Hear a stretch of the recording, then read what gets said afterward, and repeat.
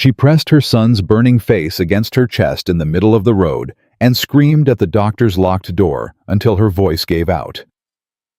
It was 4 in the morning. The wind off the Wyoming hills cut through her coat like a blade. Thomas wasn't breathing right. He hadn't been breathing right in 3 days. And the doctor, the only doctor within 40 miles of Harlan Creek, had bolted his door and drawn his curtains because Margaret Cole had nothing left to pay him with. Nothing but her hands, and one recipe her grandmother taught her before she died. If this story moves something in you, if you've ever been the person standing outside a locked door with nothing left but your pride, please subscribe to this channel, hit that notification bell, and drop a comment telling me what city you're watching from. I want to know how far this story travels. Every single comment means the world to me. Now stay with me, because what happens next will remind you that the hardest seasons of a life are rarely the last ones. The morning Margaret Cole set up her table on the edge of Harlan Creek's main road, 3 women crossed to the other side of the street rather than walk past her. She noticed. She always noticed. But she set down her basket, unfolded the legs of the old wooden table her husband had built the first winter of their marriage, and arranged her pies in a row. Apple, blackberry, dried peach with cinnamon. 8 of them wrapped in cloth, still warm from the cast-iron stove she'd fed with the last of the split wood. The sign she'd written on the back of a flour sack read, "Fresh pies 10 cents."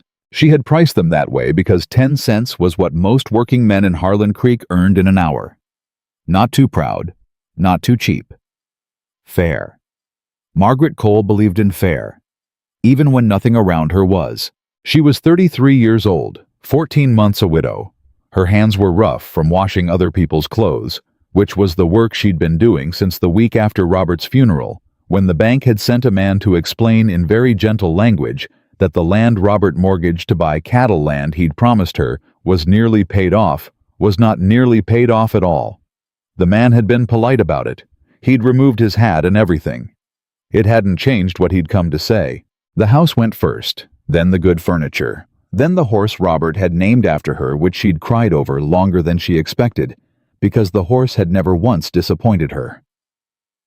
What remained was a 2-room cabin at the far edge of town near the mill, a stove, a bed, a narrow cot where her son Thomas slept, and a tin box where she kept every coin she earned from washing and mending. Thomas was 8. He had his father's dark eyes and her stubbornness, which was saying something. He also had a chest that rattled when the cold came in, a condition the doctor called chronic catarrh, and treated with a medicine that cost 35 cents a bottle and lasted barely 2 weeks. The math did not work. It had never worked. Margaret had been awake most of the night running the figures in her head and arriving at the same answer every time: laundry money alone was not going to be enough. Not with winter setting in hard. Not with the medicine. Not with firewood at the price it was. So she'd gotten up at 3 in the morning, lit the stove, and started rolling dough. By the time the sun came up over the eastern hills, she was standing behind her table on the main road, and the 3 women who knew her from church were crossing to the other side of the street. The first hour, nobody stopped. The second hour, a man named Gus Peller, who ran the feed store, slowed down long enough to look at the sign and shake his head like she'd written something shameful on it.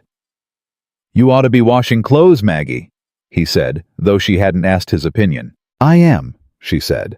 "I'm just also selling pies." He walked on. By mid-morning, 2 pies had sold, one to old Mr. Fitch, who was half blind and possibly didn't realize who was selling them, and one to a young ranch hand who blushed so hard when he handed over his dime that she almost felt sorry for him. 6 pies left. The day was half gone, and Margaret's feet, in boots that had been resoled twice and were due for a third, were aching from the cold ground. She didn't sit down. Sitting down felt like giving up, and she hadn't decided to do that yet. It was around 2 o'clock in the afternoon, the light going flat and gray the way it did in October in Wyoming, when the real cold was coming, that she heard hoofbeats slow on the road behind her. She didn't turn around right away. She'd learned that turning around too fast made you look desperate. She adjusted the cloth on the nearest pie and waited. Boots hit the ground. 1 set. Heavy, even unhurried. Then a voice, low and direct, said, What kind? She turned. He was taller than she expected, lean in the way that men who worked cattle got lean. All of it functional, nothing wasted. His coat was good quality, but worn hard. Dark brown, same as his hat, which he did not remove. His eyes were darker still, and they were looking at her table, not at her, which she appreciated more than she could have explained. Apple, blackberry, and dried peach, she said. 10 cents each. He looked at the pies. Then he looked at her. Not the way most men looked at a widow standing alone on a road, not with pity, not with the particular kind of interest she'd learned to recognize and despise. He looked at her, the way a man looks at something he's trying to understand honestly. "Who made them?" he asked. "I did." "You know how—" It was such a plain question that she almost laughed. "Apparently well enough to sell them," she said. Something shifted in his expression. Not quite a smile. "Fair enough." He reached into his coat. "I'll take all 6. She stared at him. "All 6? Unless you've got a reason I shouldn't." "I don't," she said more carefully than she meant to. "That's 60 cents. He placed the coins on the table without counting them out one by one, which was what people did when they wanted you to feel the weight of their generosity. He just set them down and started picking up the pies. "You got something to carry them in?" she asked. "Saddlebag'll do." She helped him wrap the remaining pies in their cloths and watched him tuck them carefully into the leather bags on his horse, a big gray well-kept with the look of an animal that was worked hard and cared for properly. "Ranch hands'll be glad," he said mostly to the horse. "You feed your ranch hands pie?" she asked before she could stop herself. He looked over his shoulder at her. "I feed my ranch hands whatever I can manage," he said. "Most of them are working 16-hour days this time of year. Seems the least I can do." He swung up into the saddle. "Name's Caleb Holt," he said, looking down at her. "I run the Double H about 8 miles north." She'd heard of the Double H. Everyone in the county had heard of the Double H. It was one of the largest working cattle ranches in the territory, and its owner had a reputation for being hard to read and harder to cheat. She hadn't known his first name until now. "Margaret Cole," she said. He nodded once the way men nod when they've filed something away. "You out here every day, Mrs. Cole?" "As long as I've got pies to sell," she said. He looked at her for one more moment, that same honest measuring look, and then turned his horse north and rode. She stood at her empty table for a long moment before she started folding it up. 60 cents in her pocket. Thomas's medicine paid for, and enough left over for 2 weeks of firewood. She walked home faster than she'd walked anywhere in months. She told herself it meant nothing. A man bought pies. Men bought things. That was the whole point of selling them. She told herself this very firmly the next morning when she got up at 3 again, lit the stove again, and started rolling dough again. This time, she made 10. Apple, blackberry, dried peach, and because she had a small jar of wild plum preserve, she'd been saving 2 plum with brown sugar. She set up her table. She told herself she wasn't watching the North Road. At 2:30, she heard hoofbeats. The gray horse, the same unhurried pace. Caleb Holt pulled up beside her. Table looked at the pies and said, "Plum, wild plum," she said, "with brown sugar." "Never had that." "Nobody around here makes it," she said. "My grandmother's recipe." He looked at her. Then a quick, direct look that she was beginning to understand was just how he looked at things. "She teach you everything you know, most of the important things," Margaret said. Then, because she hadn't meant to say that much, baking, I mean. "What else?" he asked. She wasn't going to answer that. She handed him a pie instead. "Try it." He broke off a piece right there which surprised her and ate it standing beside his horse. She watched his face because she couldn't help it. He chewed slowly the way a man chews when he's actually paying attention. "That's something," he said. "Something good or something strange." "Something I'd pay 12 cents for instead of 10, he said. "The sign says 10, she told him. "I'm offering 12. "I'm selling at 10. He looked at her. "You always this stubborn about being paid fairly." "I always charge what a thing is worth," she said. "Not what a man thinks he should overpay to be generous." There was a pause. Then he said, "I'll take all 10. She sold them to him at 10 cents each, and he didn't argue again. When he was loading the saddlebag, he said without looking at her, "My foreman's birthday's Thursday. 20 men on the crew. Any chance you could do 20 pies by then?" She did the arithmetic without letting him see her do it. 20 pies. $2. $2 was what she made in a week of laundry. "I can do 20 pies by Thursday," she said. "I'll come by Wednesday to pay in advance, so you've got money for supplies," he said. She opened her mouth to tell him that wasn't necessary, and then closed it, because it was in fact necessary, and only pride was making her want to say otherwise. Thomas's medicine didn't care about her pride. "Thank you," she said instead. He mounted up. "You've got a good product, Mrs. Cole," he said. "Nothing charitable about me buying it." And he rode north. She stood there a moment longer than she needed to. Wednesday he came. He paid in advance like he said he would. He didn't linger. Thursday she had 20 pies ready at the table by noon. He sent a ranch hand to collect them with a wagon, a young man named Denny, who had a gap-toothed grin and treated her pies like they were made of glass. "Mr. Holt says to tell you Flora said it was the best birthday he's ever had." Denny reported with the seriousness of a man delivering official correspondence. "Tell Mr. Holt that's very kind," Margaret said. "He also says—" Denny pulled a folded note from his shirt pocket and squinted at it. "Can you do 3 dozen next week for the crew? Regular supply. Says he'll pay at the start of each week." She read the note herself. His handwriting was plain and direct like his speech. No flourishes, no unnecessary words.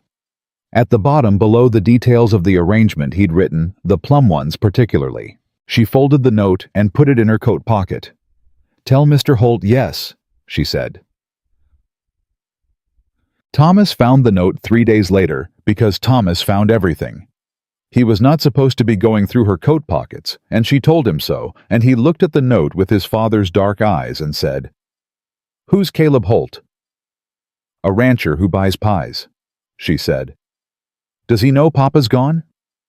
The question hit her somewhere below the ribs, the way Thomas's questions sometimes did, plain and devastating and completely without cruelty. He was 8. He simply wanted to know. "Yes," she said. "Most people in the county know." "Does he feel sorry for us?" Thomas asked. She thought about the way Caleb Holt had set those coins down. Not one by one, just set them down. "No," she said. "I don't think he does." Thomas considered this. "Good," he said. "I don't like it when they feel sorry." "I know," she said. "Me neither." He handed the note back to her with the gravity of a child who has decided something though she couldn't tell what. That night, when she checked on him before blowing out the lamp, he was already asleep. His breathing was clearer than it had been in weeks. The medicine was working. The stove was warm. Outside, the wind pushed against the walls of the little cabin, and for the first time in 14 months, the walls held. She sat at the table for a long time after he was asleep, her hands wrapped around a cup of coffee gone cold. She was not thinking about Caleb Holt. She was almost certain she was not thinking about Caleb Holt. Danik. The following Tuesday, he came himself. Not to buy pies, she was due to deliver them Wednesday via Denny. He came in the early afternoon, pulled up beside her table, and this time he did dismount, and he did remove his hat. That was when she knew something was different. "Mrs. Cole," he said. "Mr. Holt. I wanted to ask you something." She waited. "You do all the baking yourself?" he asked. "I do. Early mornings, I'd guess." 3 o'clock, she said. "Before Thomas is up." Something tightened in his jaw, just briefly. "The boy's 8? 8 in March," she said. "He'll be 9. He in school. When his chest allows it." She kept her voice even. "He has a condition. Cold weather makes it worse." Caleb Holt looked at her for a moment. "The school here's no good anyway," he said. "Teacher's barely older than the kids." She hadn't expected that. "You have children in the school?" "No," he said. "I just pay attention to what's happening in the county."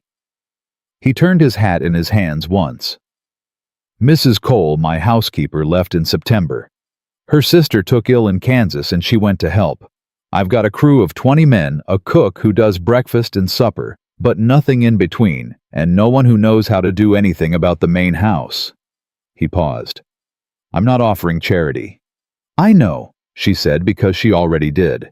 "I'm asking if you'd consider cooking midday meals for the crew," he said. 5 days a week. You could bring Thomas. There's a room near the kitchen warm separate. The boy could rest there if he needed. I'd pay $2 a week plus the pie arrangement stays as it is. $2 a week plus 60 cents a week from the pies. $2.60. She did not let her face change. "I'd need to think on it," she said. "That's fair," he said. "I'd need to know what the crew expects from the midday meal." "They're cattlemen," he said. "They expect enough food and they expect it hot. They're not difficult." "And the main house," she said. "What does it need?" "Cleaning," he said simply. "It hasn't been done properly in 2 months. I'm not home enough to do it myself, and I'm not good at it when I am." She looked at him. He was not embarrassed about that, she noticed. He said it the way he said everything, plainly, without apology, as a fact. "I'll give you my answer Thursday," she said. He nodded, put his hat back on, and said, "Thomas ever seen a cattle ranch?" "No," she said. "Bring him Thursday when you give your answer," he said. "Denny can show him around. Kids usually like the horses." He was already turning toward his horse when she said, "Mr. Holt." He looked back. "Why are you doing this?" she asked. She kept her voice level. She needed to know, and she was not going to pretend she didn't. He was quiet for a moment. "Because you're good at what you do," he said. "And good work deserves a fair situation to be done in." He settled his hat. "That's the whole of it, Mrs. Cole." He rode north. She stood at her table until he was a dark shape against the gray October hills, and then she started packing up. She had 2 days to think. She already knew what her answer was going to be. But she had 2 days and she was going to use them. Because Margaret Cole had learned the hard way in the worst possible school that the difference between a decision made in desperation and a decision made clearly could be the difference between surviving and actually living. She was going to think it through. She was going to be sure. And then she was going to say yes. She said yes on Thursday like she knew she would. Thomas stood beside her when she said it, his hand tucked inside her coat pocket, the way he did when he was nervous, but didn't want to show it, and Caleb Holt looked down at the boy with that same level measuring expression. He turned on everything, not unkind, just honest, and said, "You want to see the horses before your mother starts?" Thomas looked up at her. She gave him a small nod. He let go of her pocket and said, "Yes, sir," with a formality that almost broke her heart because Robert had taught him that, and Robert had been gone 14 months. And the sound of it coming out of her son's mouth in front of a stranger made something ache behind her ribs that she was not going to examine right now. Denny appeared from somewhere near the barn with his gap-toothed grin and waved Thomas over, and just like that, her son, her careful, guarded, chest-rattling son, who had not run toward anything in over a year, ran. Caleb watched him go. "He's a good-looking boy," he said. "He is," Margaret said. "Looks like he's been carrying something heavy." She looked at him. "He lost his father." "I know," Caleb said. "I meant something else." He didn't explain what he meant. He just turned toward the house and said, "Kitchen's through here." And she followed him because that was what she'd come to do. The kitchen was large and poorly organized, which was the first thing she noticed. And the second thing she noticed was that it was cold because the window latch was broken and had been letting in a draft for what looked like weeks based on the frost line along the sill. She didn't say anything about the cold. She tied on her apron, assessed the stores, which were adequate, not generous, and started midday meal for 20 men. Caleb left her to it. She appreciated that more than anything he could have said. By the time the crew came in at noon, she had beef stew with root vegetables, cornbread, and a pot of strong coffee. 20 men sat down at the long tables in the ranch hall, and for the first 30 seconds, there was the usual noise of boots and chairs and men settling in. And then the stew hit the table, and the room went quiet, in a way that was not the quiet of dissatisfaction. A man named Flores, the foreman, the one whose birthday pies had started all this, looked up from his bowl and said, "Ma'am, I don't know who you are, but you can stay." Several men laughed. Margaret kept her expression composed and said, "Glad it suits you," and went back to the kitchen. Through the pass-through window, she could hear them eating. Really eating. The sound of men who'd been fed cold or careless food for 2 months suddenly encountering something made with attention. She hadn't felt useful like this in a long time. She hadn't let herself notice how much she'd missed it. When she went to collect the dishes, Caleb was at the far end of the table with a cup of coffee, talking quietly with Flores about something to do with the north pasture fence. He didn't make a production of eating in front of his crew or separate himself to sit alone. He was just there among them, which told her something she filed away without thinking too hard about why she was filing it. He caught her eye across the room. "Good," he said. Just the one word. "Thank you," she said. Just those two. Flores looked between them like a man watching a card game he hadn't been dealt into. She collected the dishes and went back to the kitchen. Thomas found her there an hour later, smelling of horses and hay and outdoor cold, his eyes wider than she'd seen them in months. He stood in the kitchen doorway and said with the urgency of a boy whose lungs were for once not the most important thing happening to him, "Mama, there is a horse out there named General, and he is enormous, and Denny let me feed him, and he ate right out of my hand, and his lips are the softest thing I have ever touched in my life." Margaret looked at her son, at the color in his cheeks, that wasn't fever at the way he was standing without hunching against the cold, because the barn was warm, and said very carefully, "Is that so?" "His nose, too," Thomas said, "soft like velvet." "That's horses," she said. "Can I go back tomorrow?" She was not going to cry in the kitchen of Caleb Holt's ranch on her first day of work. "We'll see," she said. "That means yes," Thomas said, because he knew her, and he went to sit beside the stove and warm his hands, and he was humming something low and tuneless, which was something he used to do before Robert died, and had stopped doing after, and Margaret turned back to the dishes, so he wouldn't see her face. They went home that evening with $2 promised for the week. A small wrapped portion of leftover stew that Caleb had pressed into her hands without comment as she was leaving, and a boy who fell asleep before she'd even gotten his boots off. She sat in the dark for a long time, listening to him breathe. It was clearer than it had been in months. She didn't know if it was the medicine or the warmth of the barn or just a good day. She didn't care. She was going to take it. She was going to take every good thing that came and not apologize for needing it. The next morning she was back at the Double H at 9:30, and the morning after that, and by the end of the first week, she had reorganized the kitchen stores so that nothing was wasted, fixed the window latch with a piece of wire and a firm hand, and learned the names of all 20 crew members, including a quiet man named Aurelio, who didn't speak much English but always said gracias with a sincerity that made her smile every single time. Caleb noticed. She could tell he noticed because he didn't say anything about it, which she was beginning to understand was his way of acknowledging things that mattered to him. What he did say at the end of the first week was, "Flores wants to know if you'll make the plum pie again." "Tell Flores the plum pie costs 12 cents, she said. There was a pause. "I thought you charged 10, Caleb said. "That was before I knew Flores was going to request it specifically," she said. "Demand changes pricing." He looked at her for a moment, and then something happened in his expression that she had not seen before. A real full smile, brief and unguarded, gone, almost before she'd registered it.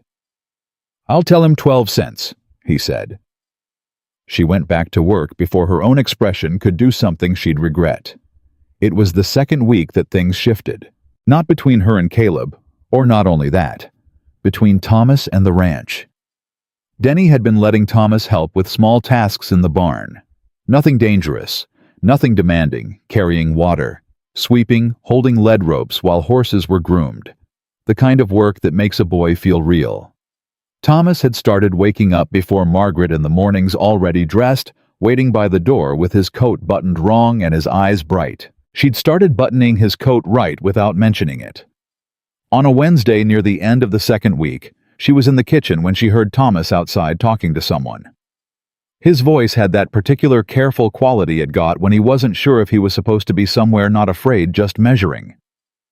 The other voice was Caleb's. She didn't go to the window.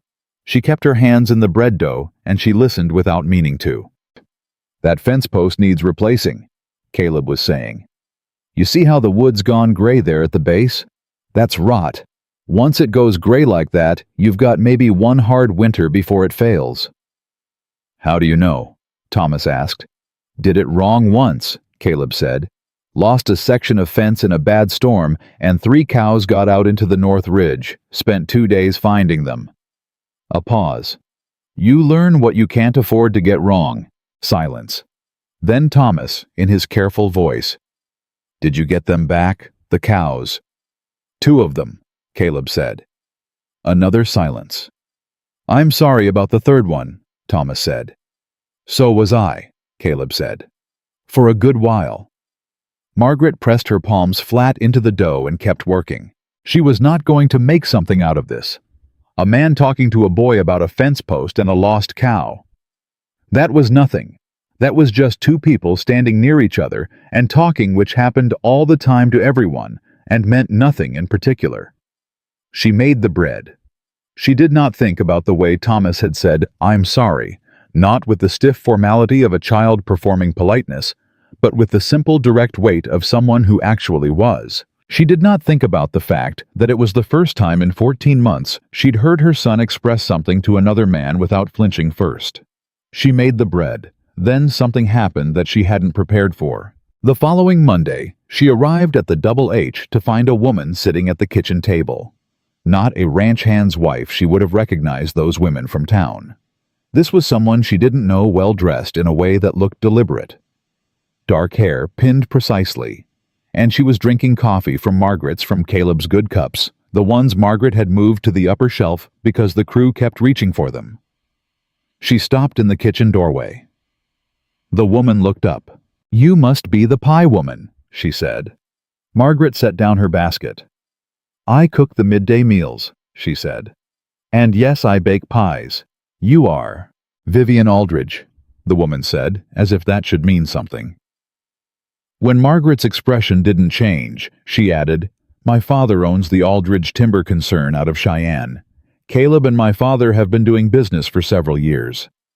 She said it with a particular emphasis on Caleb, the kind of ease with a man's first name that was either affection or the performance of it, and Margaret had learned in the last year that the difference between those 2 things mattered enormously. "I see," Margaret said. She moved to the stove and checked the fire. "He didn't mention he was expecting company," Vivian asked. "Mr. Holt doesn't generally tell me his personal schedule," Margaret said. "I'm the cook." Vivian smiled. It was a practiced smile, the kind women develop when they've spent a long time navigating rooms full of people who are deciding things about them. Margaret recognized it because she'd developed a version of it herself. "Of course," Vivian said. Caleb came in from the back passage 10 minutes later, hat in hand, and stopped when he saw both women. Whatever he'd expected to find in his kitchen, it wasn't this. "Vivian," he said, not warmly, not coldly, just the fact of her name. "Surprise?" she said with a smile that was warmer than the greeting warranted. "Your father know you rode out here without telling anyone?" "My father is in Cheyenne," Vivian said, "and I'm 27 years old." Caleb looked at Margaret, quick, unreadable, and then back at Vivian. "I've got crew to deal with before noon," he said. "Make yourself comfortable." He left. Vivian watched the door he'd gone through and then looked at Margaret with an expression that had dropped its performance entirely. Just a woman reading another woman across a kitchen. "He talks about your cooking," she said. "It's what he pays me for," Margaret said. Vivian said, and picked up her coffee cup. The midday meal that day was the most efficient Margaret had ever produced. She did not look at Vivian Aldridge more than necessary. She served 20 men cleaned up after them and had her coat on to collect Thomas from the barn by 1:30. She was nearly at the barn door when Caleb fell into step beside her. She hadn't heard him coming. "Mrs. Cole," he said. "Mr. Holt. Vivian Aldridge is here because her father asked me to look after her while he's dealing with a legal matter in Cheyenne," he said. Not quickly, not defensively, just clearly.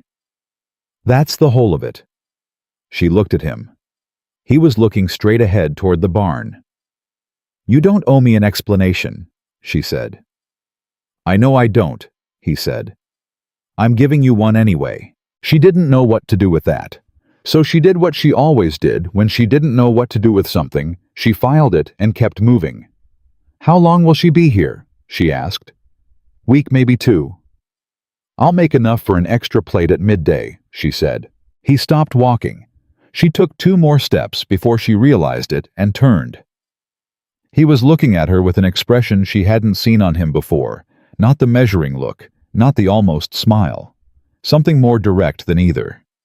"You're something else, Mrs. Cole," he said quietly. She held his gaze for exactly 3 seconds, because anything longer felt like stepping onto ice she hadn't tested. Then she said, "My son is waiting," and went to the barn. Thomas was sitting on an upturned bucket brushing General's enormous gray leg, with a small brush he'd clearly been given for the purpose, and the horse was standing with the patient, luxurious stillness of an animal that is being attended to properly and knows it. Denny leaned against the stall door and gave Margaret a nod. "He's got a good touch with them," Denny said. "He gets it from his grandfather," Margaret said. She hadn't thought of that in months. Her father, before he died, had kept 2 horses and talked to them like people. Thomas looked up. "Can we stay a little longer?" "We need to get home before it gets dark," she said. Thomas looked at General, then back at her, then did the thing he always did before he accepted something he didn't want to accept, a single invisible reorganization. Shoulders, dropping a fraction, chin coming up. "Okay," he said. He said goodbye to the horse with more formality than he used with most adults. And they walked out into the October cold together, her hand on his shoulder, his breath coming in white puffs that were still clearer than they'd been a month ago. She did not let herself think about Vivian Aldridge. She did not let herself think about what Caleb Holt had said in front of the barn, or the way he'd said it, or the 3 seconds she'd stood there looking at him before she made herself stop. She thought about bread and medicine and firewood and the sound of Thomas humming in the kitchen. She thought about practical things. She was good at practical things. Practical things were what had kept her alive for 14 months, and they would keep her alive for 14 more, and she was not. She was absolutely not a woman who confused a man's decency for something it might not be. She repeated this to herself all the way home. By the time they reached the cabin, she almost believed it. Vivian Aldridge stayed 12 days. Margaret counted them without meaning to, the way you count things that matter to you against your own better judgment. 12 days of setting an extra plate at midday. 12 days of Vivian appearing in the kitchen doorway with her coffee cup and her practiced smile, watching Margaret work with the careful attention of a woman who was assessing something she hadn't yet decided about. On the 9th day, Vivian said, "You're in love with him." Margaret didn't stop chopping. "I work for him." "That's not what I said." "I heard what you said." She set down the knife and looked at Vivian directly. "With respect, Miss Aldridge, what goes on in my own head is my business and nobody else's." Vivian looked at her for a moment. Not with hostility, with something closer to recognition. "I came here thinking I might be able to change his mind about something," she said quietly. "I can see now that I can't." "I don't know what you mean," Margaret said. "Yes, you do," Vivian said. She set down her coffee cup. "I'm leaving tomorrow. My father's business is settled." She paused at the kitchen door. "He's a good man, Mrs. Cole. Better than most. He deserves someone who isn't going to take that for granted." She was gone before Margaret could decide whether that was a warning or a concession. That night, lying awake in the dark, Margaret stared at the ceiling of the cabin and told herself the same things she'd been telling herself for 6 weeks. Practical things. Sensible things. The kind of things a woman says to herself when she's trying to outrun what's already happened. It didn't work any better than it had the previous 40 nights. The next morning, Vivian rode south toward Cheyenne, and Caleb watched her go from the porch with the expression of a man seeing off a guest he'd been obligated to host. Nothing more. Margaret saw it from the kitchen window. She turned back to the stove before he turned around. 3 days after Vivian left, Caleb asked Margaret to stay after the crew was fed. She sent Thomas to the barn with Denny and sat across the kitchen table from the man who'd bought every pie she'd ever made him without once making her feel like a charity case, and she waited. "I want to talk to you about something," Caleb said. "All right." Thomas. He folded his hands on the table. He's been helping Denny in the barn most afternoons. Nothing too much rope work, basic grooming. He's got a real instinct with the animals. "I know," she said. "I hope it hasn't been a disruption." "It hasn't. That's not why I'm bringing it up." He looked at her steadily. "I'd like to start teaching him to ride properly, if you'd allow it." She hadn't expected that. "He's 8. I know how old he is," Caleb said. "I started at 7. My father put me on a horse before I could read." Something shifted in his expression. "Thomas is ready. You can see it in the way he moves around them. He's not afraid. He respects them, which is different from being afraid, and most boys his age can't tell the difference." Margaret looked at her hands on the table. His chest. "He wouldn't be riding in weather that'll hurt him," Caleb said. "My word on that." She looked up. He was watching her with that honest, level look she'd stopped trying to decode and had simply started trusting, which was its own kind of terrifying. "Why are you doing this?" she asked. Not the same question she'd asked at the road all those weeks ago. This one went somewhere different, and they both knew it. Caleb was quiet for a moment. "Because that boy has been walking around with his shoulders up around his ears for 2 months, he said. "And last week I watched him laugh for the first time because General tried to eat his hat, and I thought somebody ought to make sure that keeps happening." Margaret's chest did something complicated and involuntary. "All right," she said. "Yes, you can teach him." Caleb nodded. Then he said very quietly, "You doing okay, Mrs. Cole?" "I'm fine." "That's not what I asked." She met his eyes. 3 seconds.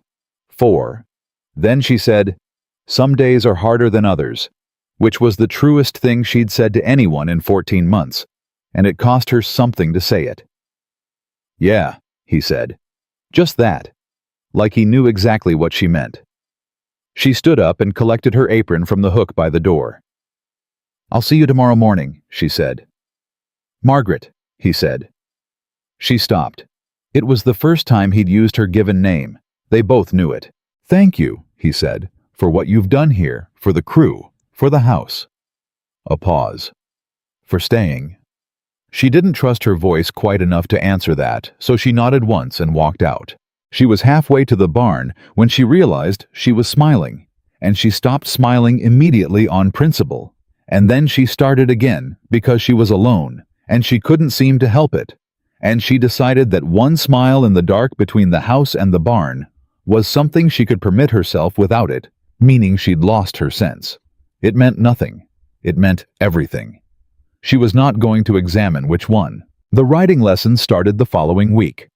Thomas, for the first 3 sessions, mostly sat very straight on a small brown mare named Biscuit, and tried not to look like he thought he might fall off, which he absolutely thought. By the 4th session, he'd stopped gripping the saddle horn. By the 6th, he was posting the trot with the natural rhythm of a boy who had been waiting his whole short life for this particular thing. Caleb watched from the fence rail and said very little, which turned out to be exactly the right approach for Thomas, who did not respond to excessive direction but bloomed under quiet attention. "He told me I had good hands today." Thomas reported that evening with a studied casualness that completely failed to conceal how much it had meant to him. "That's a real compliment from a cattleman," Margaret said. "I know," Thomas said. "I looked it up. Flores told me." She laughed a real laugh, the kind that surprised her coming out. Thomas looked pleased with himself in the specific way of children who have successfully made their mothers laugh, and he ate 2 full portions of supper and went to bed without being asked twice. That night, Margaret sat at the table and wrote a letter she hadn't written to anyone in a long time. Not to anyone specific, just down onto paper.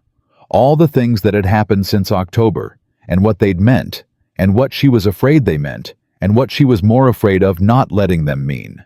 She burned it in the stove before she went to bed. Some things weren't ready to be words yet. She didn't know exactly when the town started talking. Small towns always talked. She'd known that her entire life had grown up in one, had married into another. But there was a specific quality to the talk that developed around her and Caleb Holt, that she recognized the way you recognize a weather change, something in the air before the rain starts. She heard it first from Mrs. Fitch, old Mr. Fitch's wife, who stopped her on the road in town and said, with the particular warmth of a woman delivering concern as a weapon, "I do hope things are going well for you out at the Holt place, dear. People do wonder, of course." "People can wonder all they like," Margaret said pleasantly and kept walking. She heard it again from the pastor's wife, who phrased it as prayer. "We've been keeping you in our thoughts, Margaret. It's such a difficult position for a widow to be in. We pray nothing inappropriate is occurring." "That's very kind," Margaret said, and did not say what else she was thinking. What cut finally was Thomas. He came home from school one afternoon, the school he'd been well enough to attend 3 days a week since November, with a split lip and dried blood on his collar and his coat, buttoned wrong, which meant he'd unbuttoned it and put it back on himself, which meant he'd taken it off for a reason. She sat him down and looked at his face and said, "Tell me." "It's nothing. Thomas Robert Cole, tell me right now." He looked at the table. "Jesse Peller said that Mr. Holt is only nice to us because he wants to marry you so he can have someone to cook and clean for free." A pause. "And that my father was a drunk who deserved what happened to him." The room went very quiet. Margaret's hands were perfectly still on the table. "What did you do?" she said. "I hit him," Thomas said. He looked up. He didn't look sorry. He looked like a boy who'd done what he believed was the only available thing and was prepared to stand by it. "He said it about Papa." "I know," she said. "He said it like it was funny." "I know." She reached across and touched his face very carefully beside the split lip. "Your father was not a perfect man, but he was your father, and you are allowed to defend him." Thomas looked at her with the dark Robert eyes and said, "Was he a drunk?" The question sat on the table between them like a stone. She had promised herself when Robert died that she would tell Thomas the truth when he was old enough. She had not decided yet when that was. She had been deciding for 14 months. "He had a problem with drinking," she said carefully, "toward the end." "Did it hurt you?" Thomas asked. She looked at her son. 8 years old, 9 in March. Old enough to have been carrying this particular question around, she realized, for a very long time. "Some," she said. "Did it hurt me?" he asked. She held his gaze. "Once," she said. "Only once." And then it stopped. Thomas was quiet for a long time. "Because he died?" he asked. "Because I made it stop," she said. Something moved through her son's face. Something complicated and too old for 8 years. A child understanding that his mother had protected him in ways he hadn't known to look for, and the weight of that landing on him as both gift and grief simultaneously. "Okay," he said finally. "Okay," she said. She held him for a long time after that. He let her, which told her more about how the afternoon had cost him than the split lip or the coat. She didn't know that 3 people in town had been talking to Gus Peller. She didn't know that Gus Peller had been talking to his cousin, who worked at the county clerk's office. She didn't know that the night Robert died, the night Margaret had called for help, the night there were questions she'd answered in a particular way to protect her son, had been in a file that certain people were now finding very interesting to discuss. She found out on a Thursday. Caleb came to the kitchen door in the early afternoon, which he didn't usually do. She turned from the stove and saw his face and knew immediately that something was wrong. Not a ranch problem, not a crew problem, something else. His jaw was set in a way she'd only seen once before when a horse had gone lame and he'd had to make a decision he didn't want to make. "There's something I need to ask you," he said. "All right. The night your husband died." He said it straight. No flinch, no apology, just the words. "There's a report filed with the county sheriff. It says the cause was accidental. But there are notes attached, questions that were asked, and your name is on them." The air went out of the kitchen. She had known this might come. She had prepared for it in the abstract, the way you prepare for a storm you can see building on the horizon. You board the windows, and you wait, and you tell yourself you're ready. And then it arrives, and you discover that readiness and actual survival are entirely different things. "What did you read?" she said.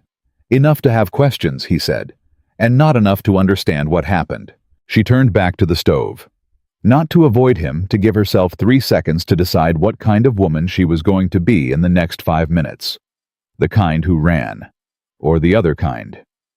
She turned around. "Robert came home drunk the night he died," she said. Which was not unusual toward the end. What was unusual was that Thomas was awake, and Robert went to Thomas's room. She stopped. "And I went in after him." Caleb didn't move. "There was a struggle," she said. "Robert fell. He went out to his horse after I don't know what he was thinking. He wasn't thinking. He rode out and he went into the gully on the north side of our property." She held Caleb's eyes. "I called for help when I found him in the morning. The doctor asked questions. I answered them as carefully as I could because Thomas was 8 feet away, and I was not going to let my son's name get anywhere near what had happened in that room." The kitchen was absolutely silent. "He was going to hurt Thomas," Caleb said. Not a question. "He was going to hurt Thomas," she said. Caleb looked at her for a long moment. Then he said, "And the sheriff's notes." "Say there were inconsistencies in my account," she said. "Because there were. Because I wasn't going to tell the truth about a dead man's worst moment in front of his son." Something moved through Caleb's face. She couldn't read it, and that frightened her more than the conversation. This man, who had never once been unreadable to her, was suddenly somewhere she couldn't follow. "I need some time," he said. "I understand," she said. He walked out. She stood in the kitchen for exactly 2 minutes. Then she went to the barn to get Thomas, and she took him home, and she fed him supper, and she sat in the dark for most of the night, waiting to feel the bottom of whatever she'd just fallen into. She was still waiting when the storm came in off the mountains just before dawn, fast, vicious, the kind of Wyoming storm that arrived like it was angry about something. She was up and at the stove when she realized Thomas's cot was empty. His coat was gone. His boots were gone. There was a folded piece of paper on the cot that said in his careful 8-year-old hand, "I heard them talking about Papa at school. I just need to walk." She was out the door in 30 seconds into the dark, and the driving snow calling his name into a storm that took her voice and threw it nowhere. She ran toward the road first, because Thomas knew the road. It was the one thing she was certain of, that he would go somewhere familiar, somewhere his legs already knew the way. She called his name until the storm swallowed it whole and threw it back at her empty, and then she kept calling anyway, because stopping felt like giving up. And she had not come this far to give up on her son in a blizzard before sunrise. The snow was coming down sideways. She could see perhaps 10 feet in any direction. She had been outside for 20 minutes, maybe 30, moving north along the road, and calling when she heard hoofbeats through the wind, not the sound of a lost horse, but the purposeful fast beat of an animal being ridden hard on a specific heading. The gray horse came out of the dark, and Caleb pulled up so close she had to step back. He was already off the saddle before the horse had fully stopped. "Thomas," he said. Not a question. "He's gone," she said. "He left a note he heard them at school about Robert, and I don't know which way he went. How long? I don't know. He was gone when I woke up. An hour, maybe more." Caleb looked north along the road, then east toward the mill, and she could see him running calculations she didn't have. He knew this land. He'd ridden every inch of it in every kind of weather for 15 years. "The creek bend," he said. "3/4 of a mile east. There's a cut bank that breaks the wind." Boy looking for somewhere to sit and think that's where he'd go. He looked at her. "Get inside. I'll find him. I'm coming with you." "You're in house boots," he said. She looked down. She was. She'd run out so fast, she'd grabbed her coat and nothing else. "I don't care," she said. "Margaret." He said her name the way he had that day in front of the barn, direct, specific, like it meant something particular to him. "I will find your son. I promise you that. But if you come with me in those boots in this storm, I will spend the whole search worrying about 2 of you instead of 1, and Thomas needs me focused." He held her eyes. "Please." She stood in the snow with the wind cutting through her coat and looked at this man, this careful, honest, impossible man, and said, "You bring him back." "Yes, ma'am," he said, and he was already moving. She went inside. She stood at the window and watched the dark where he'd gone until she couldn't see anything anymore. And then she stood there anyway because it was the only thing she could do, and she was going to do it completely. The stove was still hot. She added wood. She put water on. She did these things with the mechanical precision of someone whose hands needed occupation, so her mind wouldn't consume her entirely. And she stood at the window between tasks, and watched the dark, and listened to the storm, and said the same thing over and over inside her chest, like something between a prayer and a demand. "Come back, come back, come back." An hour passed, maybe more. Then, through the dark and the driving white, the shape of a horse moving slow and careful, and on it 2 figures. One large, one small. She was out the door before she'd decided to move. Caleb was walking the horse, not riding, holding Thomas across the saddle in front of him, with one arm, the boy's head against his chest. When Margaret reached them, she grabbed Thomas's face with both hands, and he opened his eyes and said, "Mama," in a voice that was smaller than she'd heard in years. "I've got you," she said. "I've got you. Are you hurt?" "Cold," he said. "Just cold." "He was at the creek bend," Caleb said above her. "Under the cut bank like I thought. Had enough sense to get out of the wind." His voice was steady, but she could hear something underneath it, the particular flatness of a man who has been frightened, and is not yet entirely done being frightened. "Can he walk?" she asked. "He can," Thomas said, with a flicker of his usual dignity. She helped him down anyway and wrapped her arms around him on the ground and held him for a long moment that she was not going to apologize for to anyone. He held back both arms around her waist, face pressed into her shoulder, and he was shaking cold, or feeling, or both. She didn't know, and it didn't matter. "Don't do that again," she said into his hair. "I won't," he said. He meant it, she could tell. She walked him inside and put him in front of the stove and took his boots off and found dry socks and wrapped him in the quilt from her bed and put a cup of warm water in his hands. She did all of this without speaking. He let her do all of it without speaking. That was its own kind of conversation. When his shaking had mostly stopped and his color was returning, she said, "What were you thinking?" Thomas looked at the cup in his hands. "I was thinking about Papa," he said. "What Jesse Peller said, and then what you said, about once." He looked up. "I wanted to remember him before, when he was good." "And did you?" she asked. Thomas thought about it seriously. "Some," he said. "I remembered when he taught me to whistle, and when he carried me home from the creek that time when I twisted my ankle. He sang the whole way. He couldn't sing at all, but he didn't care." She pressed her lips together. "He wasn't only the bad parts," Thomas said. "No," she said. "He wasn't. But the bad parts really happened." "Yes," she said. "They did." Thomas nodded slowly, like a boy settling something into place that had been sitting crooked for a long time. "Okay," he said, and drank his water. She realized Caleb was still outside. She went to the door and opened it, and he was there just beyond the porch seeing to his horse.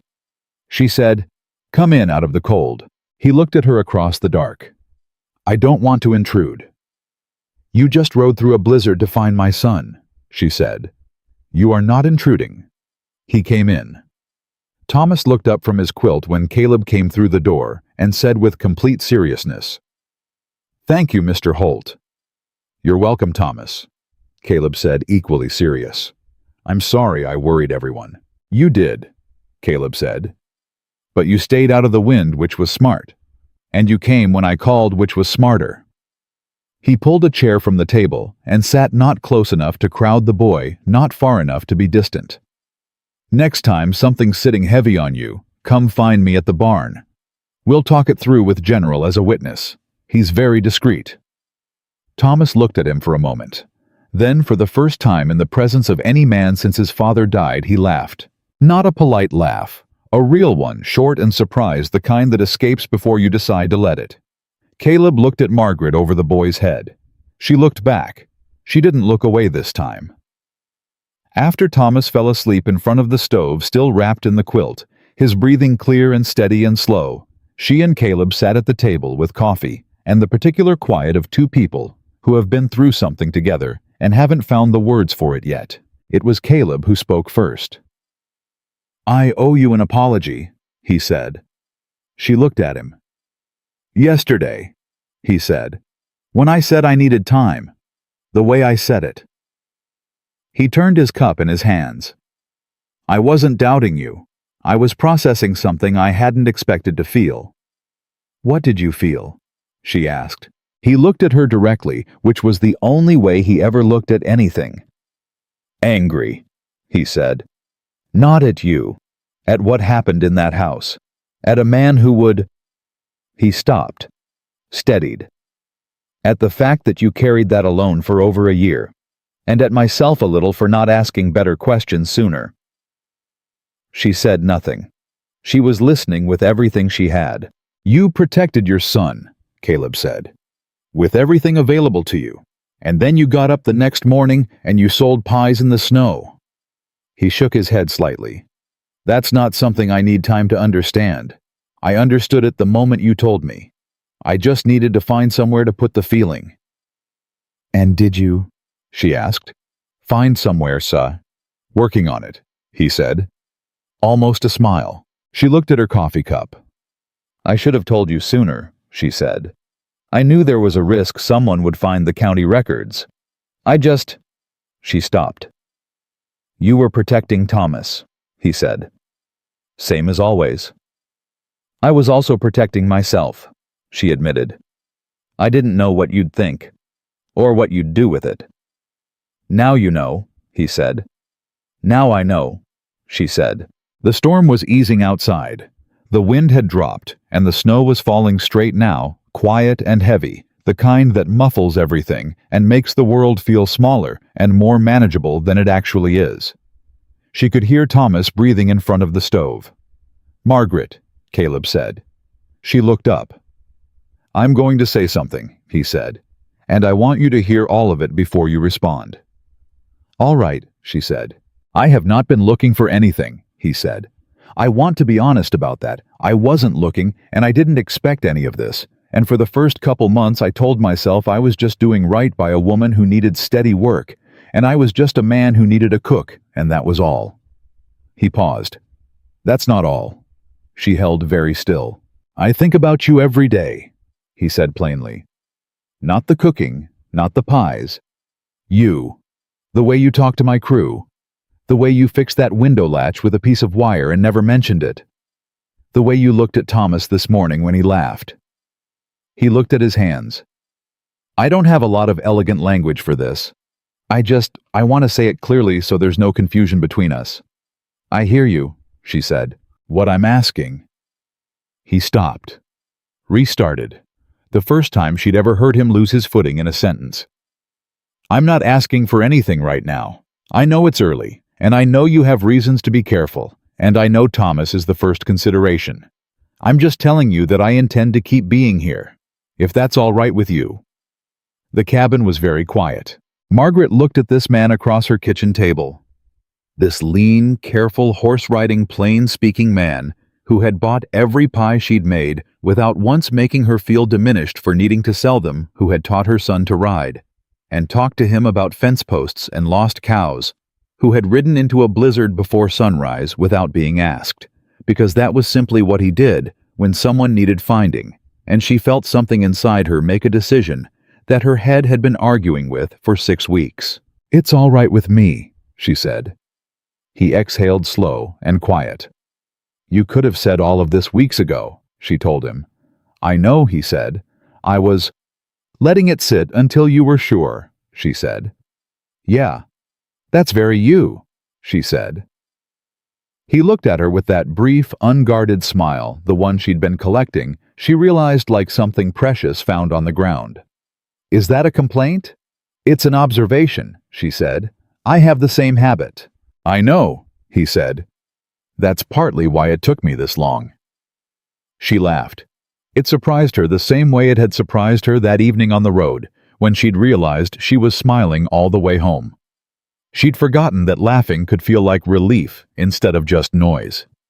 Caleb looked at her like a man storing something carefully. Like a man who intended to remember this specific moment later and wanted to make sure he had it exactly right. The twist came 3 days later, and it came from a direction Margaret hadn't looked. A man arrived at her cabin in the early afternoon, not from town, not from the county, from Cheyenne. He wore a clerk's coat and carried a leather bag, and introduced himself as an associate of Aldridge Timber, which made no sense until he sat down at her table uninvited and laid out a document she'd never seen before. "What is this?" she said. "A lien," he said, "filed against the coal property, this cabin, and the adjacent half-acre by Aldridge Timber for unpaid supply debts, contracted by your late husband." She stared at the paper. "My husband had no dealings with Aldridge Timber." "The records indicate otherwise," he said in the smooth, polished tone of a man who said this particular sentence regularly. "Then the records are wrong," she said. "Mrs. Cole, the lien was filed 6 weeks ago. You have 30 days from today to satisfy the debt, $240, or the property reverts to Aldridge as creditor." She looked at the number. $240. She made $2.60 a week. "Get out of my house," she said. He got out, but he left the document on the table. She stood in her kitchen and looked at the paper and understood with a cold clarity that had nothing to do with the weather that this was not a coincidence. Vivian Aldridge had been in this county 12 days. She had sat in Caleb Holt's kitchen and watched Margaret work, and said before she left, he deserves someone who isn't going to take that for granted. That hadn't been a concession. That had been the opening move. She was at the Double H in 40 Minutes document in hand, and she walked straight past Flores and Denny and through the front door of the main house, which she had never done, and found Caleb in the front room going over ledgers. He took one look at her face and put the ledgers down. She put the document on the desk in front of him. She watched him read it. She watched his expression go from neutral to still, in the particular way it went still when something had made him genuinely angry. "Robert Cole never purchased a single thing from Aldridge Timber," she said. "You know everyone in this county. You know what my husband's business was. You know this is false." "I know," he said. "This is Vivian," she said. He looked up from the paper. "Or her father," she said. "Using her visit here as I don't know what. Pressure. Leverage." She held his eyes. "Is there something between you and the Aldridges I need to understand? Harlan Aldridge has been trying to buy the east section of my land for 3 years, Caleb said. His voice was very quiet. "I've said no 3 times. He does not take no gracefully. And Vivian does what her father asks," Caleb said. "I didn't know he'd gone this far." He stood up. He picked up the document and looked at it again. "This lien is fraudulent. The debt doesn't exist. I can prove it." "Can you?" she said. "I have every supply ledger from this county going back 15 years, he said. "Robert Cole's name is not in any of them in connection with Aldridge Timber. I will have my lawyer in front of the county judge before the week is out." He looked at her. "This is not going to touch you or Thomas. I promise you that." She looked at him for a long moment. "I don't want you fighting my battles," she said. "I'm not," he said. "I'm fighting a fraudulent land claim in my own county, which is my business, regardless of who it's filed against." His eyes didn't waver. "The fact that it's been filed against you is why I'm doing it today instead of next week." She looked at the document in his hand. $240. 30 days. "What does Harlan Aldridge actually want?" she asked. Caleb set the document on the desk. "He wants me off balance," he said. "He thinks if he can complicate my life enough, I'll sell him the land to make it stop." He looked at her steadily. "He miscalculated." "How?" she said. "Because he picked the wrong thing to complicate," Caleb said. She held his gaze. In the quiet of the front room, with the snow coming down outside, and Thomas safe at the barn, and 30 days on a fraudulent clock that Caleb Holt was already planning to dismantle, Margaret Cole made a second decision that her head had nothing to say about this time. "All right," she said. "All right what?" he said. "All right," she said. "Fight it. Do what needs doing. I'll be here." Something settled in his expression. Not relief exactly. More like the particular stillness of a man who has been bracing for something and realized he doesn't need to brace anymore. "Yes, ma'am," he said. She picked up her coat. "Margaret," he said. She turned. He crossed the room in 4 steps and took her face in both hands and kissed her, and it was not a hesitant kiss or a questioning one. It was the kiss of a man who has been sure about something for a long time and has finally decided the waiting is finished. She kissed him back with 14 months of survival and 6 weeks of careful, sensible, practical resistance, dissolving all at once into something that felt startlingly like the first honest breath she'd taken in a very long time. When they separated, she was aware that her hands were gripping the front of his coat. She let go deliberately. He kept his hands where they were for one more moment.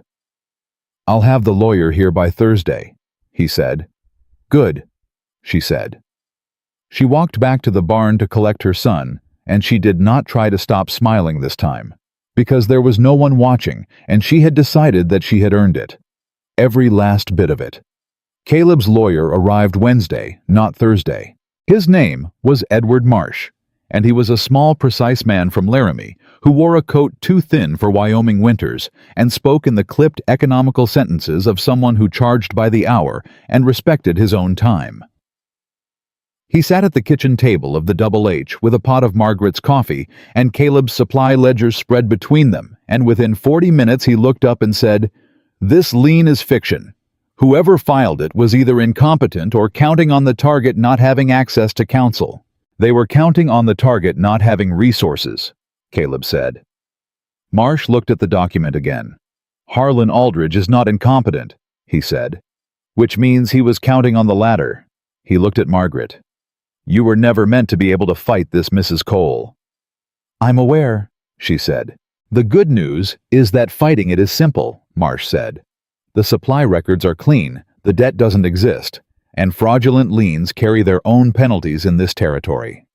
The bad news is that Aldridge will know within the week that we're moving to have it dismissed, and men like Aldridge don't simply accept losing gracefully."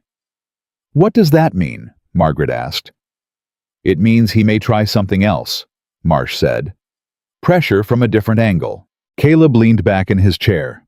"Let him try." Marsh looked between them with the expression of a man who has handled enough range disputes to recognize when something personal was embedded inside a legal matter. He didn't comment on it. He gathered his papers and said he'd have the dismissal filed by Friday, and he left, and the kitchen was quiet. Margaret stood at the stove. "You're thinking about what else he might do," Caleb said. "I'm thinking about Thomas," she said. "He's the most direct route to me, and Harlan Aldridge doesn't strike me as a man who overlooks direct routes." "He won't touch Thomas," Caleb said with a flatness in his voice that was not a prediction. It was a boundary. She turned. "You can't promise that." "Watch me," he said. She looked at him for a long moment. "Caleb, I need to know this isn't going to become a war that ruins things you've spent 15 years building." "Margaret," He said her name the way he always said it, like it was specific, like it meant something distinct from every other word in the sentence. Aldridge started this. I'm finishing it. Those are different things. She held his gaze. Trust me, he said. 2 words. Plain and direct, same as everything else about him. She turned back to the stove. I'm making soup, she said. The crew's going to be cold when they come in. That's a yes, he said. That's a yes, she said. Marsh filed the dismissal on Friday. By Monday, it was the talk of Harlan Creek, and by Tuesday, Margaret noticed something shift in the way people behaved toward her on the main road. Mrs. Fitch crossed toward her instead of away. The pastor's wife asked with genuine warmth that had been absent before whether she'd consider contributing a pie to the church social. Gus Peller, who had told her she ought to just be washing clothes, nodded at her from across the street with the pained expression of a man who has been wrong and knows it and would prefer not to discuss it. She didn't make it easy for him. She nodded back pleasantly and kept walking. Thomas noticed too. He came home from school one afternoon and reported with a 9-year-old's precise sense of social justice that Jessie Peller had said nothing to him that day, which was as close to an apology as he was likely to get. That's fine, Thomas said. I don't need him to say sorry. I just need him to stop. Sometimes that's all you can ask for, Margaret said. Thomas considered this. Did you ever have someone do something wrong to you that they never apologized for? She thought of a county sheriff's office, a carefully worded statement, a dead man's worst night, and the silence she'd built around it to protect her son. Yes, she said. Did you get over it? I got through it, she said. Which is different. Getting over something means it stops mattering. Getting through it means it still matters, but it doesn't run you anymore. Thomas thought about this with the same slow seriousness he brought to everything. Then he said, I think I understand that, and went to do his schoolwork, and Margaret stood in the kitchen feeling for the first time in a very long time that she might actually be raising him right. The twist from Harlan Aldridge came 10 days after the dismissal was filed, and it came not through lawyers or liens, but through a visit. He arrived at the Double H on a Tuesday morning unannounced in a coach that was too expensive for the road and driven by a man who looked like he was paid specifically not to have opinions. Harlan Aldridge himself was in his 60s, thick through the chest with the careful grooming of a man who had spent decades making sure he looked like authority rather than simply having it. Margaret was in the kitchen. She heard the coach from the window, and she heard Caleb on the porch, and she stayed where she was, because this was not her fight to insert herself into, and she knew the difference. What she heard through the kitchen door was this: Aldridge, I want to settle this cleanly, Holt. No more lawyers.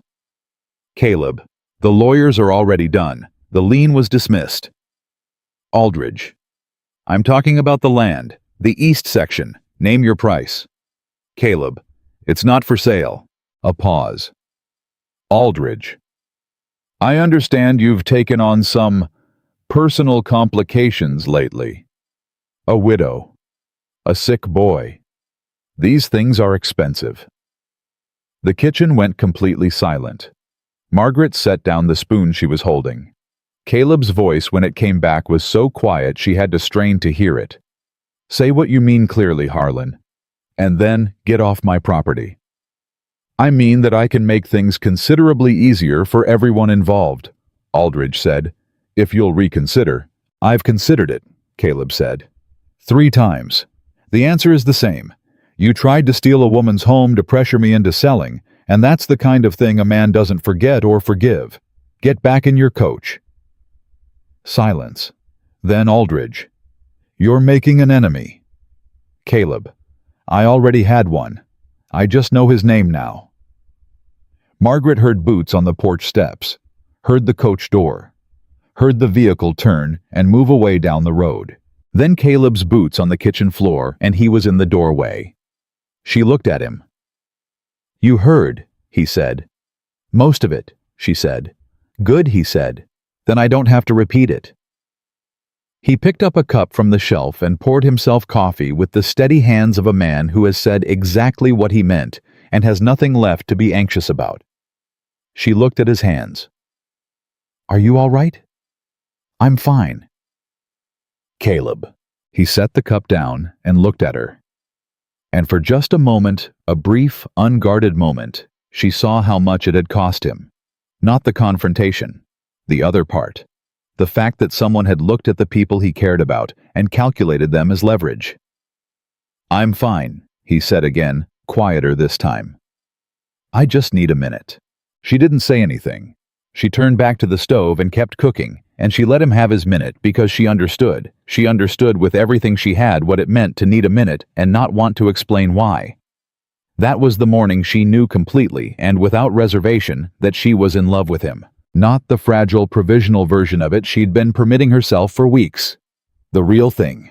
The kind that incorporates a person's hard edges and bad days, and the moments when they need a minute and doesn't flinch at any of it. She didn't say it that morning. She said it 6 weeks later in February, standing in her cabin kitchen at 5 in the morning with snow on the ground and Thomas still asleep, when Caleb knocked on the door with a box of supplies she hadn't asked for, and a look on his face that told her he'd been up since before her. She opened the door and looked at him and said, "I love you." It came out plainly.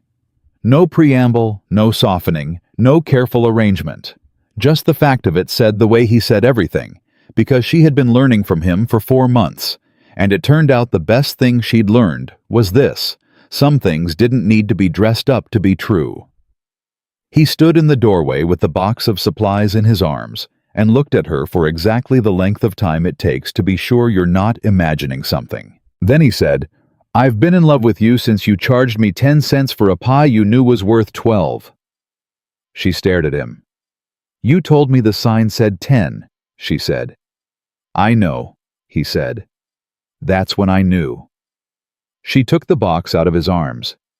"Get inside," she said. "It's freezing." He came inside. He stayed for breakfast. Thomas came out of his room, registered Caleb's presence at the kitchen table at 5 in the morning, with his child's radar for the significant, and said nothing about it whatsoever, which was the most eloquent thing he could have done. Caleb proposed in April at the same spot on the road where Margaret had first set up her table. He didn't bring flowers. He brought a pie, one she'd made, which he'd apparently kept a portion of frozen through the winter, specifically for this, which was so entirely him, that she laughed before she said yes. He said, "Is that a yes?" "That's a yes," she said. "Same as trusting me," he said. "Same as trusting you," she said. They were married in May in the small church in Harlan Creek, with Flores as a witness, and Denny crying openly in the second row, and Thomas standing beside Caleb at the front of the church in a suit that Margaret had sewn herself and shoes that were polished to a mirror shine. Caleb asked him before the ceremony privately, man to boy, "Is this all right with you?" Thomas looked at him with the dark, honest eyes he'd had since birth and said, "You came into the storm to find me." "I did," Caleb said. "Then yes," Thomas said. "It's all right with me." The reception was held at the Double H, and Margaret cooked most of it herself because she wanted to, and Aurelio made something with chili peppers that made 3 cowboys cough, and everyone laugh, and it was the loudest, warmest, most alive that building had ever been. That summer, Margaret opened her kitchen to something larger. It started practically. She was already cooking for 20 men 5 days a week, and word had gotten out, in the way things get out in small counties, and 2 women showed up at the Double H one morning, asking if she needed help. One was a widow from the north end of town. One was a woman who had left a bad situation and had nowhere particular to be. Margaret looked at them both and said, "Can either of you bake?" One could. One couldn't but learned fast. By autumn, the kitchen of the Double H had become in the informal way that things become what they need to be a place where food was made for the crew, for passing travelers, for church socials, for anyone who came with hunger and manners. Women who needed work found it there. Women who needed somewhere to be while they figured out the next thing found that too. Margaret did not make speeches about it. She did not put a sign up or write a manifesto. She just kept cooking, and she kept the door open, and she paid fair wages, and she didn't ask more questions than necessary about where someone had come from, as long as they were willing to work and willing to treat others decently. Caleb watched this happen with the expression of a man who is not surprised but is deeply, quietly glad. "You know what you're building," he said to her one evening. "I know what I'm cooking," she said. Same thing he said. Thomas grew. He grew the way boys grow when they finally have the soil for it fast and in every direction at once. He finished school at the top of his class. He helped Caleb with the cattle through his teenage years and learned every inch of the land with the patience and instincts of someone who intended to know something deeply rather than quickly. His chest, which had rattled and worried and kept them all up on cold nights, strengthened as he got older. By the time he was 16, he was riding fence lines alone in weather that would have hospitalized the boy he'd been at 8. He called Caleb Pa one afternoon, without planning to, in the middle of a conversation about the south pasture gate, and then stopped and looked at him. Caleb looked back. "All right," Thomas said. More than Caleb said. They went back to the conversation about the gate. The second great twist of Margaret's life came 20 years after the first, and it came from a direction that had long since stopped feeling like a threat. A young woman arrived at the kitchen door one October morning, not a ranch hand's wife, not a county woman. Young, maybe 20, with the careful measuring look of someone who has learned to assess rooms quickly. She said her name was Clara, and she'd heard there was work, and she'd come a long way. Margaret looked at her for a moment, at the careful look, the way she stood with her back to the wall and her eyes on the door. She recognized it. She'd worn it herself for a year after Robert died. "Can you bake?" Margaret asked. "No," Clara said. "Can you learn?" Clara looked at her steadily. "I can learn anything if someone's willing to teach me." "Come in then," Margaret said. Clara stayed for 11 years. She eventually ran the morning shift herself, trained 4 other women, and on the day she left to open her own establishment in Cheyenne, she told Margaret that this kitchen had given her back a version of herself she'd thought was gone permanently. Margaret said, "That's what kitchens are for." Caleb died on a Tuesday in March, peacefully, in the chair on the ranch porch, where he'd taken to sitting in the evenings as the years had slowed his body without touching the quality of his attention. He was 81 years old. He had worked cattle until he was 74. He had never once in 32 years made Margaret feel like anything other than exactly what she was. The morning after, Thomas came and sat with her at the kitchen table. His kitchen, now his ranch, his land, but always in some essential way, her kitchen, her table, and they drank coffee together in the quiet, and didn't say much because there wasn't anything to say that the coffee and the silence weren't already saying. What Thomas did say after a long while was, "He was a good man." "He was," Margaret said. "He was better than most people knew," Thomas said. "Even good people." "Yes," she said. "That's true." Thomas looked at his cup. "When I'm old," he said, "I want people to say that about me." Margaret looked at her son. This man, who had been an 8-year-old with a rattling chest and 2 careful eyes on the night everything started, who had grown into someone with Caleb's steadiness and his own particular brand of direct, unshowy decency, and said they already do. She kept the porch light on after he was gone. Every evening, the way he'd kept it, the way she intended to keep it for whatever time remained to her, because some things were worth maintaining past the point of necessity and into the territory of love. Her granddaughter asked her once, Eleanor Thomas's youngest, 9 years old, with her great-grandmother's stubbornness and her grandfather's dark eyes, asked her, "Grandma, did Grandpa save you?" Margaret sat with that question for a moment. Sat with it honestly, the way she'd learned to sit with things that mattered. "No," she said. "I saved myself. I got up every morning, and I made the pies, and I sold them in the cold, and I kept my son breathing, and I kept moving forward, even when moving forward was the hardest thing I'd ever done." She looked at Eleanor. "Your grandfather saw that I was doing it, and decided it was worth showing up for. That's different from saving." Eleanor thought about this. "What's the difference?" "Saving means someone fixes you," Margaret said. What your grandfather did was stand beside me while I fixed myself. And then he stayed." She paused. "That's rarer." Eleanor nodded slowly, the way children nod when they're not sure they understand, but know they've heard something they'll need later. "Go get your coat," Margaret said. "It's cold on that porch." Eleanor went. Margaret stood at the kitchen window and looked out at the land, the double H, all of it 32 years of her life, embedded in every fence post and pasture and creak of the floorboards, and she felt something she hadn't had a word for in a long time. She had it now. It was called enough. Not too much, not too little. Not the frantic gasping enough of survival. The real kind.